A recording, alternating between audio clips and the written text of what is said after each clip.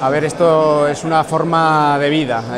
A quien nos gusta emprender es un camino que optamos. Yo he sido funcionario público, he sido ejecutivo de multinacional y he emprendido. He probado las tres cosas y he apostado sin lugar a dudas por emprender y ser el director de mi propia empresa. Bueno, el sector ha pasado por una crisis importante, quizá no tan importante como otros sectores como la construcción, pero cualquier crisis lo que te abre son oportunidades. Este nuevo proyecto nosotros lo empezamos en el entorno del 2010, hemos pasado la crisis y precisamente esto es lo que consideramos como la gran oportunidad. Donde hay una crisis hay una gran oportunidad.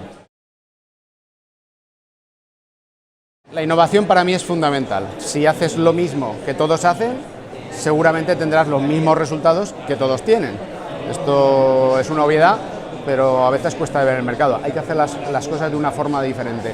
Hay que pensar en cómo poder innovar, no solamente innovaciones tecnológicas y grandilocuentes, sino innovar en el día a día, innovar en los procesos de gestión, innovar en los modelos de negocio, innovar con las personas. Todo debe ser innovación, o si no obtendrás los mismos resultados que obtienen todos los demás. Cuando haces algo que realmente crees que es innovador, no debes poner fronteras al campo. Igual lo puedes vender en tu ciudad, que en tu país, que globalmente. Yo creo que el mundo hoy está al alcance de la mano y debemos tener una aspiración internacional, global. El equipo para mí lo es todo. Hay gente que es muy buena individualmente y hay gente que lo somos en equipo. Para mí, sin mi equipo, sin mis personas que me han acompañado además a lo largo de una gran parte de mi vida, pues es difícil conseguir los retos.